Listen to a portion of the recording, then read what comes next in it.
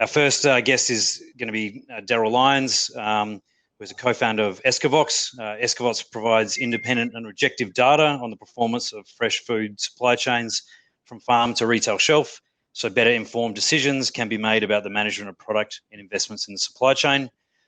We'll then flick over to Lucas Lanville from he's an Australian national with over 35 years of culinary experience. Chef Lucas Granville has been instrumental in leading Grand Hyatt Singapore's sustainable journey since 2002, pioneering key initiatives in water, food sourcing and food waste management. Lucas's experience has seen him work in world-class kitchens around the world, including then 3-star Michelin winner, I'm going to pronounce that wrong, Gavroche in London, and the Browns restaurant in Melbourne, which are recognised as the best restaurant in Australia.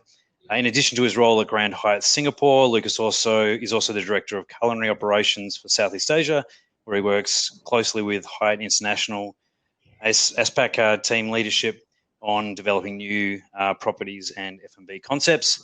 And then finally, definitely not least, David Carew from MLA, who's a veteran of the food industry with strong family ties to the hospitality industry.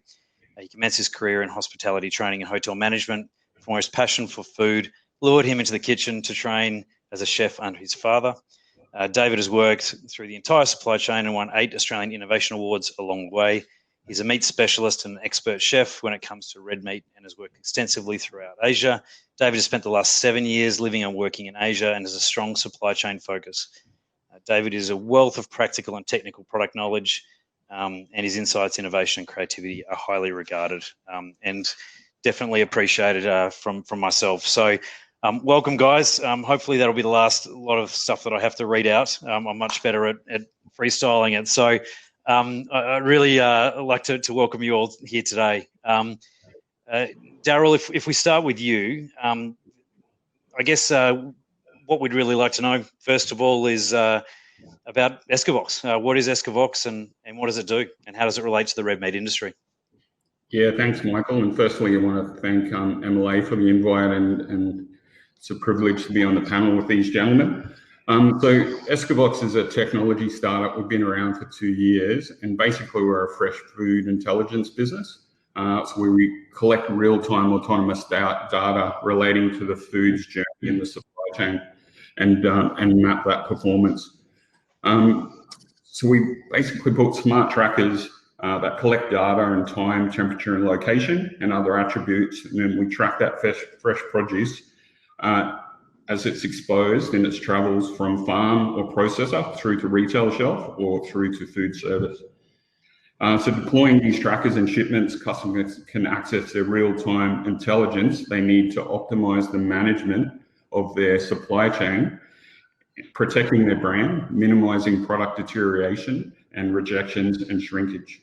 So what's unique about our system is we break the legs up into the individual, or break the journey up into individual legs. So we can map the processor, the transport legs, the freight forwarders, the importers, the retail stores, etc. And then we can provide our software and platform over that to give some insight into the variation of what happens in those legs.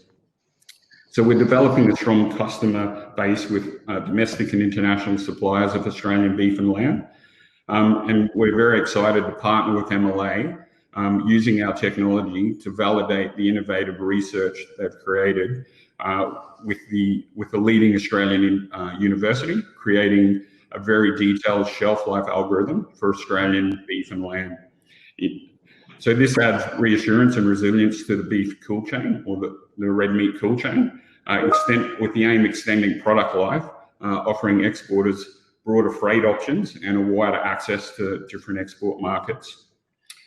So we aim to do this and simplify the very detailed algorithm into some simple metrics. So when we break the journey up into the individual legs, we want to offer our customers a very simple metric. So what is the average shelf life days lost per day while it's in your possession? So for example, with some chilled lamb, at the processing plant, if they keep the product at minus 1.5 degrees, they're losing 0.67 days shelf life per day. And then if you take that up a little bit to 1 degree temperature or +1, they're losing 2 days per day.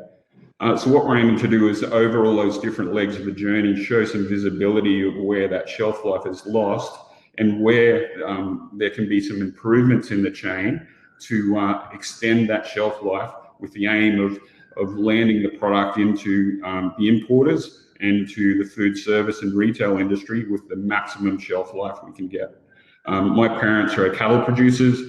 Australia produces the best food. We've got the best processing plants in Australia, creating the best shelf life of red meat in the world. What we're aiming to do is make that better by providing that visibility in the chain. I think we lost you, Michael. It looks like Michael Patching's just stepped out there for a second. Daryl, incredible technology. Looks like Valeska's joining us back. Valeska, incredible technology, mate. Can you tell us, like, how many times have you actually trialed this in the market, and what sort of results are you getting? As I said, we're excited to work with MLA. We've worked in 2 specific projects, one in Australia where we tracked a number of red meat products from processing plant through to retail stores in leading retail chain here. So we tracked about 250 products nationally. And then we've actually extended this because we believe the model is going to have a very good impact on our international exports. So the second pilot we're doing with MLA, we're tracking 1,000 shipments of beef and lamb around to over 30 countries so far. The pilot was 6 months and it finishes next month, and we started in June, which is kind of optimum timing, you know, with this little pandemic that was going around the world. And a lot of our partners in the pilot were having issues with obviously trying to get their product to their market. So I'll give you 2 examples. One of our partners was air freighting high-end beef to a high-end retail chain on the east coast of the USA. That cost of that freight went up 6 times, which basically could have limited them selling that product. So what we've done is we compared sea freight and air freight, and we've been able to provide a data set for them to make some changes and optimize and lower the temperature in the sea freight journeys. And we've found that the processing plant and the retailer has optimized their chain, and we're nearly delivering the product with a similar shelf life remaining as when they've air freighted it. Another example is we focus on the Middle East. Predominantly most of the chilled product was air freighted in there due to market restrictions with shelf life days allowed. I know MLA have done a lot of work with Austrade, and I think there's 5 or 6 countries that have changed their market access requirements and extending the shelf life available to get into country.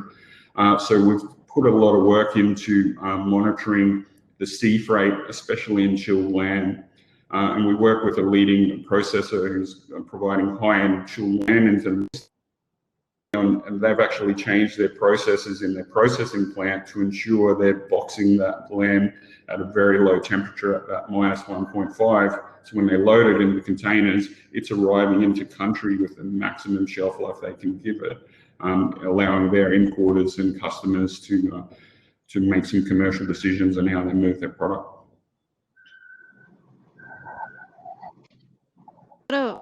Provide a lot of insights for how the processing sector, but also right through to the end users about the impact of temperature on shelf life. Maybe just quickly, Chef Lucas, you are using the technology or trialing the technology now. How are you finding it?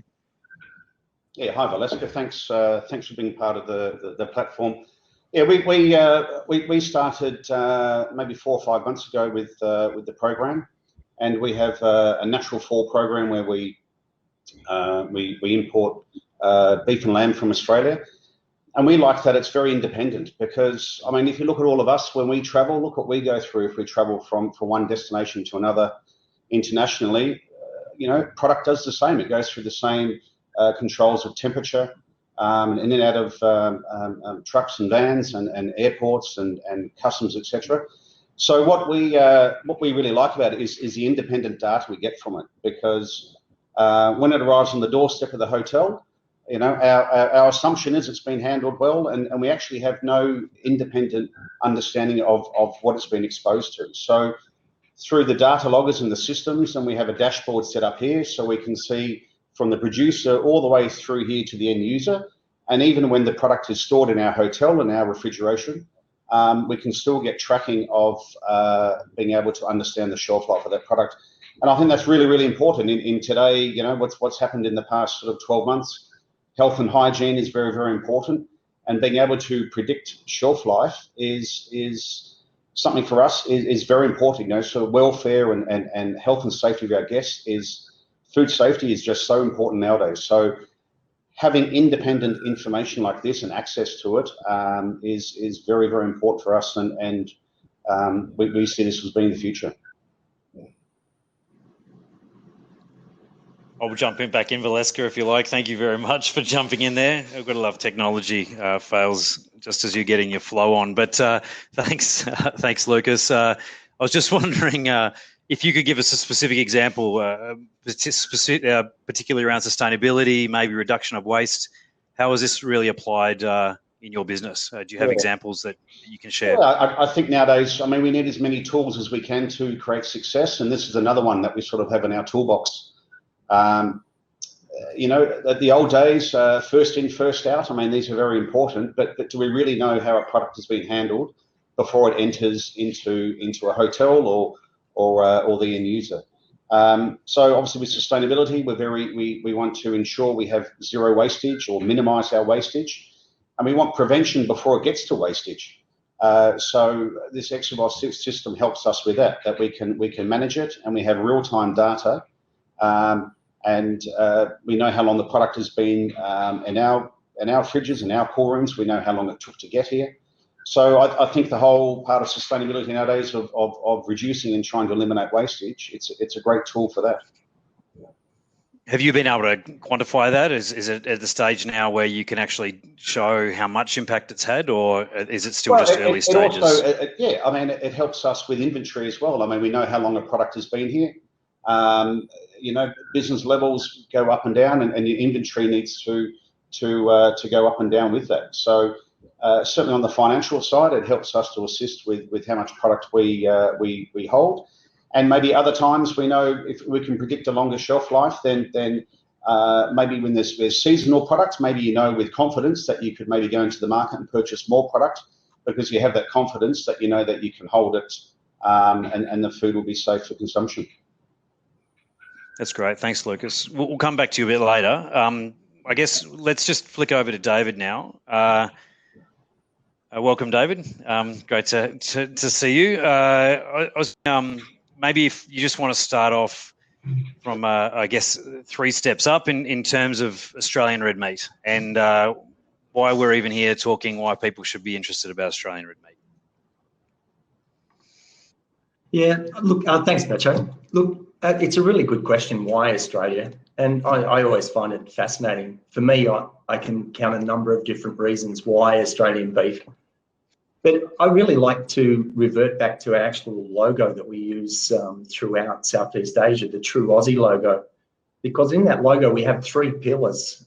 And I think that those 3 pillars really articulate what it means to be using Australian beef. And the first one, of course, is the ideal home, which of course conjures up that image of Australia that everyone knows and loves, the island continent, the beaches, but importantly the vastness, the open pastures, the abundance of water, of green grass and open plains where cattle can do what they do naturally. And seriously, I think one of the big advantages we have is we have happy cattle. Regardless, every Australian beef cattle spends the first 2 years of their life roaming on grasses. And it's even been proven now that there's a relationship between animals grazing and the improvement in the soil and the land. And it goes around even the simple measures of an animal digging up the dirt a little bit, creates aeration, manure they contribute back to the soil actually in turn helps the development of long-rooted grasses, which aids in carbon sequestration. So it's just a phenomenal story. Australia's got these really passionate farmers that love every bit of what they do, and they pass that on, of course, to our chefs. Now, the second pillar is about peace of mind. And I think regardless, I think the whole world recognises the safety record of Australia. But I think most people don't put in perspective what it really means. Australia is highly regarded as one of the biggest exporters, but it might be news to a few of the audience that they're actually one of the smallest producers and considerably smaller. So if you look around the world, Australia with its 25 million current holding capacity, we compete on the same market with the US at 99 million. We've got China at about 88 million, Brazil, 244 million cattle, India, 300 million cattle. So I think it speaks for itself. The fact that we're one of the smallest producers, but one of the biggest exporters in the world, that's the world speaking for me. I don't need to convince the audience here today that that fact, I think it speaks for itself. And then finally, you know, there's the processing side of what we do with under peace of mind. We have a really safe system that extends from the farm to the table. That includes some of the most innovative work done in processing facilities, some of the most innovative work in research, just like what Daryl's just been explaining. You know, always pushing the boundaries as an industry, trying to improve our product continually. And apart from even Escovox, there's the MSA system, which is groundbreaking in terms of the whole world operates on about 4 or 5 objective measurement points to articulate quality. MSA simply puts 17 objective measurement points, and really important ones like pH of animals, which has a direct relation to animal welfare. So there's just these checks and balances and measures that makes Australia the ideal partner for most of these businesses. And then finally, the third pillar of True Aussie, of course, is pure enjoyment. And that really is about the diversity of our product.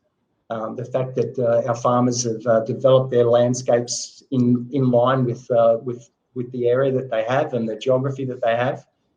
And with, again, even pushing in those boundaries, as a country, we can supply to every single demographic that's out there. So we have everything from veal to cow beef to grass-fed beef to grain-fed beef to Wagyu.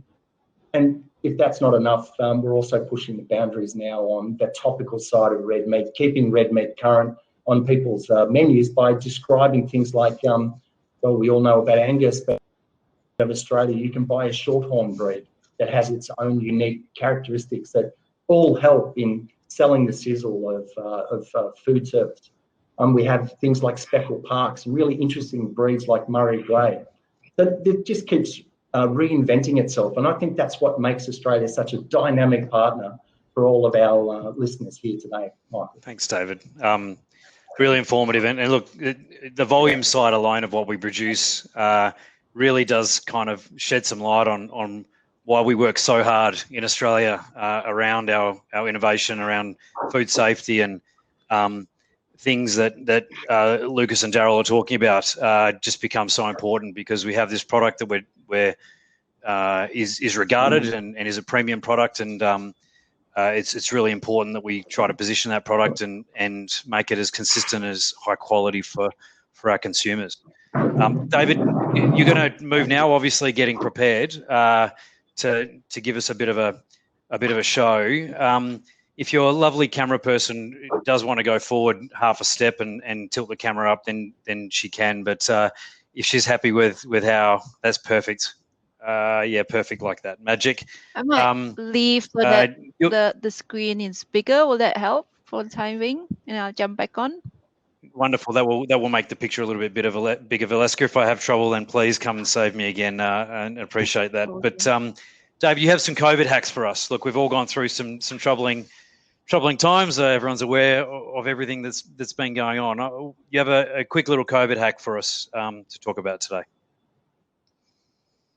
Yeah, thanks, Michael. I always like to take that opportunity to do some things. And And obviously we've learned a lot in the last year about what's going on, and obviously feeling the pain of what's happened helps us just deep dive and think about ways in which we can assist our industry progress. And so the COVID hack I have for you today is a really simple one. It's recognizing that when you're purchasing whole primers, sometimes there's that element of concern as to whether you're going to have any waste from it. So I've got a really good little COVID hack for you on how to manage your stock, how to keep your current purchases the way they're going, and manage that product so that you can get the best out of shelf life for it. So simply, all I have here is a cube roll.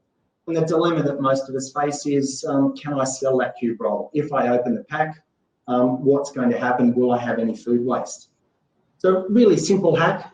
Just remember, the integrity of the packaging is really critical to maintaining shelf life alongside of maintaining the cold chain. So apart from keeping this product as cold as possible, as we heard from both Daryl and Lucas, the importance of, my COVID hack is, if you believe you're only going to use probably half of this product, just cut the half, but cut it through the original packaging. From there, the portion you're going to use, you can take out of the packaging.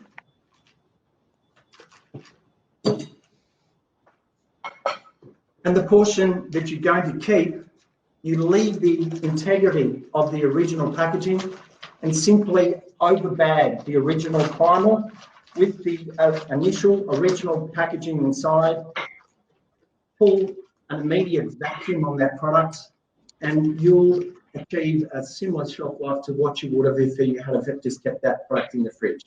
It's only going to lose a couple of days shelf life on it. Well, we have that initial piece, the piece that you've opened up. Again, only cut the portions as you need them. You are better off placing this product onto a nice little cake wrap, a trivet, put it into the cooler room, allow the air to get to it. Stopping moisture stops bacteria from growing. So that the cold air blowing over this product will give you a longer shelf life. In fact, I could leave that quite successfully for about 7 to 10 days. It could slightly dry out, but this is a lot better proposition than wrapping in cling film as we traditionally do, or laying on a tray and only receiving about 3 or 4 days shelf life. So that's my hack for the day. I hope that's been helpful for a few. Back to you, David. Michael. Yeah, thanks. I might just flick over back to Lucas while you wash your hands and sit back down again. But Lucas, you've obviously been doing a fair amount with sustainability back in your hotels, and I guess Natural Fall has become one of your programs that you've been working on. I wonder if you could probably you've touched on sustainability already, but how is that being utilised within your hotels, and what's it giving you? Yeah, the Natural Fall program. We started maybe 3 or 4 years ago, and I suppose it started from a conversation with David and the MLA.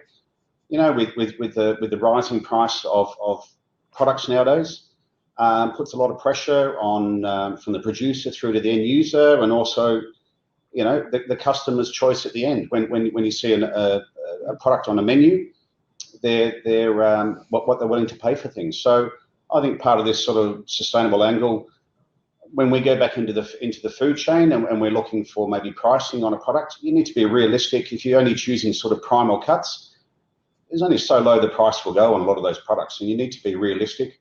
So our Natural Fall program, where we purchase the entire animal that comes into the hotel, and we have a beef and lamb program with this. And the beauty of this is you pay one price per kilo. So the primal cuts are the same price as the secondary cuts. And we find that, being a savvy chef, you can work your way around an animal and utilize that throughout the hotel. And it creates amazing value for the customers, because we don't, we want to offer good value for money. And we think that's really, really important. It creates preference. And this is what guests are looking for nowadays. So this Natural Fall program gives us a huge amount of options where we can utilize product in the hotel. We've got a dry aging program here, and we use dry aged meat in our event space. Now, this is in events in a hotel is where you wouldn't normally serve a dry aged product, but just purely because of the price point. So by having this program in place, it allows us to provide our guests a better experience at a much better value for money. And I think that's really, really important. And how long has that been running for, and how many carcasses are you now up to? Both. Well, I mean, we started. We started very small. I think we started with a couple of carcasses that came up here, and I think as of last week, our last order, we've probably got 14 carcasses coming into the hotel this month, and the same with lambs. Lambs, about 100 lambs per month that we use in the hotel, and the program's been really, really successful because it also gives us an opportunity to talk to our customers about where the product comes from. And I think that's really important nowadays with origin and how product is handled. So by taking the responsibility of consuming the whole animal, it makes the producer's job a bit easier because the whole entire animal goes to one location. And I think it's just a win-win for everyone. So a much better product, it probably travels shorter miles and really, really good value for money. Thanks, Lucas. And I guess natural fall is just one little element of your bigger sustainability picture, be that animal welfare, all the good ethical things that you guys are doing within a hotel.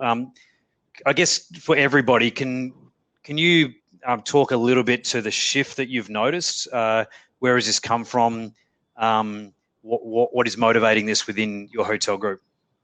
Well, I think hotel around ethical practices. I mean, hotels are very big consumers of energy, of food ingredients, of water, and I suppose a chef's responsibility, he or she has the final say on what product comes into the hotel. So, you know, our philosophy is we certainly don't want the cheapest product. We want the best product, and we want to pay fair value for that, and we want to reward the producer for producing that product. And then we want to showcase that. We want to have that relationship. We want to work with a producer so we can showcase their hard work. You know, I suppose a chef at the end of the day, we're just assembling the food, I suppose. We're just putting multiple ingredients on a plate. And a lot of the hard work has been done before us, before we receive it. So, you know, sustainability is something that I suppose it's one of those catchwords nowadays. We started our journey many, many years ago.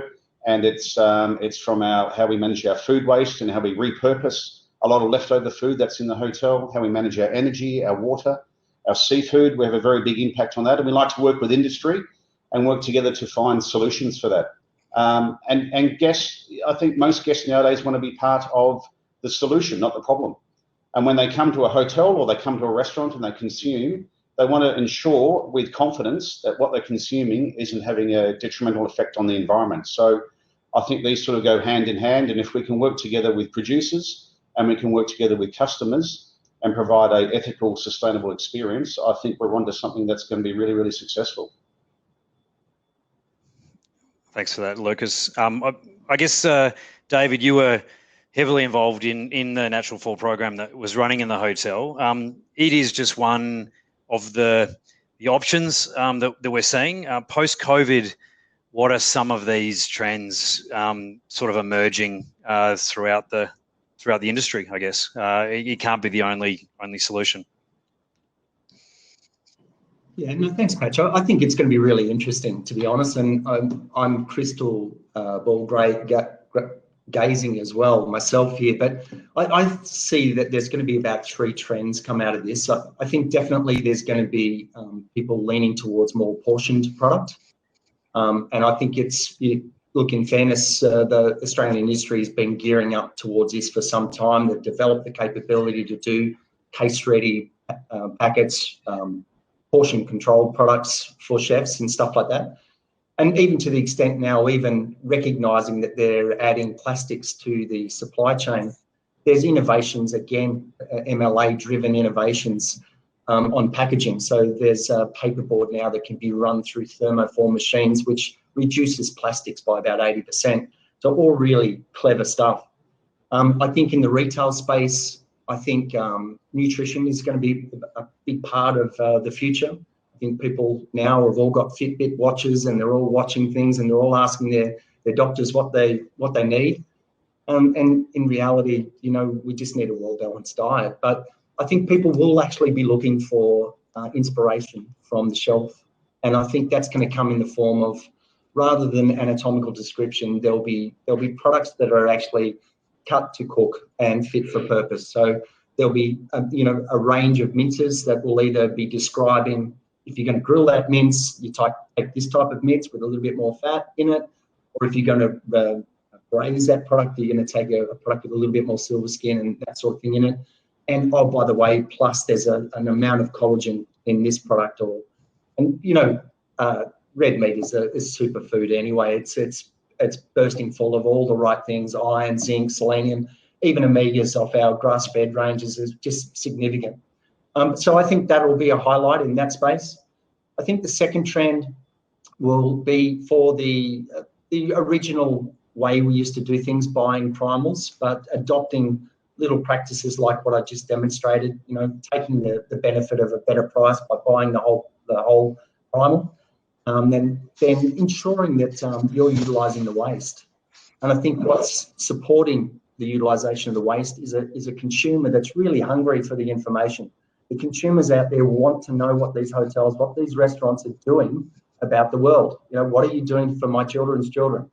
And that everything that Lucas is aiming for. It's just a remarkable story, and my hat's off to Lucas. The Hyatt Group do a fantastic job of marketing how a company can be sustainable, how they can choose ethically, how they can take all the things that the consumer's worried about under consideration and ensure it's a part of what they present to the world. And then the third one, of course, is a little bit along the lines of Lucas's story. Like, it's recognising that, well, we talk about sustainability. How do we really do it? How do we stop selecting 100-gram snapper fillets off a fishing trawler and throwing the residual catch back into the water? How do we start as chefs developing our capability as an industry so that we can sell everything? So whatever the fisherman catches, we take. And in Lucas's instance, whatever the farmer produces, he's taking. And I might add, I'm not sure if Lucas mentioned it, but he's even taking the trim. So he's taking the bones, the trim, everything, the offals, and turning that into meaningful products on the menu. But he's got a consumer that's looking for it. And so that becomes an easy story to tell. So I think the primal producers, there's no such thing as waste. It's a zero waste world. The fat that we trim off a whole primal is rendered down. Rendered into what we call beef oil or beef tallow in technical terms. But then it becomes a part of what you're selling to the consumer. You're cooking your chips in that beef tallow, because beef fat, Michael, is nature's gift. It's one of the most amazing flavour development products that you can use. So, cooking potatoes, cooking vegetables, doing confits in beef tallow creates an aroma that's on its own, and just incredible, exciting way of looking at it. And then, and I think the full set natural fall type of program is recognising that, the harder cuts, the leg cuts, the shoulder cuts, they can be value added now by our industry so that they're more meaningful to the chef. So you can get on with concentrating with the prime cuts, and the rest of the bits that were probably before considered a little bit more difficult to manage, they're turned into value added items like minces and diced meats and burgers. So in the old days, Michael, they used to say there's only 9% of prime cuts. That's changed. Chefs are really inventive, really pioneering the use of all the cuts.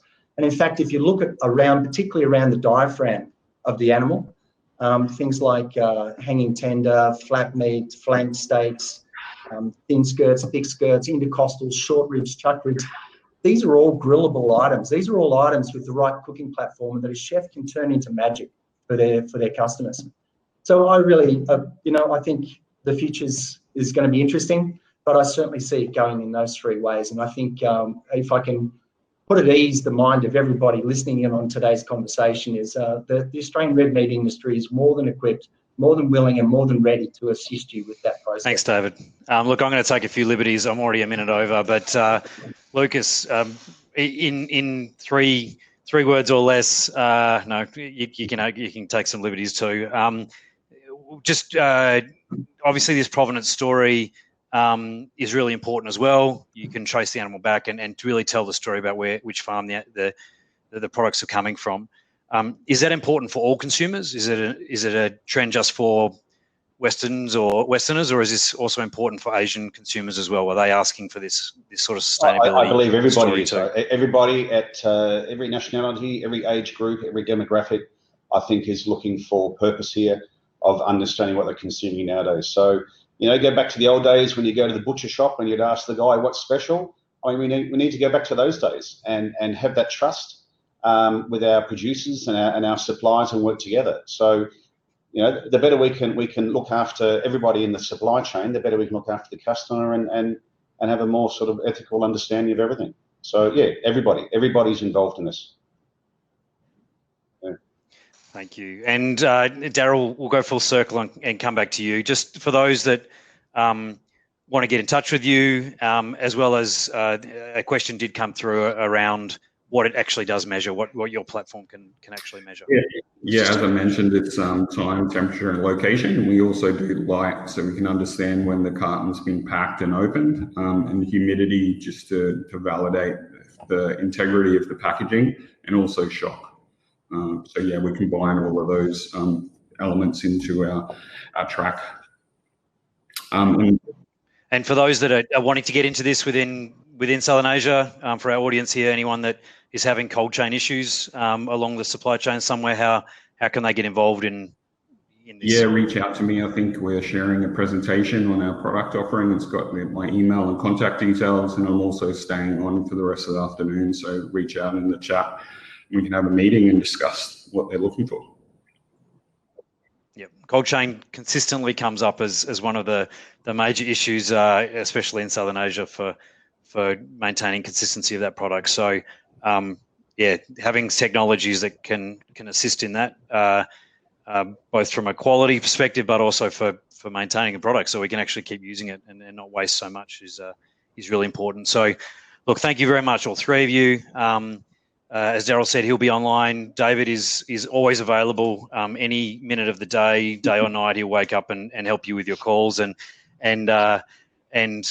really appreciate you sharing with us today, Lucas. Really some wonderful insights. So I'm already 5 minutes over, so we'll drop off now. We'll need a minute just to recalibrate, me have a drink of water, and get our next presentation ready. But we've got two amazing presenters directly talking about sustainability after this short break. So thank you very much. Thanks, Michael. Thank you. Thanks, Michael. Thanks, audience. Thank you. Thanks, Lucas. Thanks, Daryl.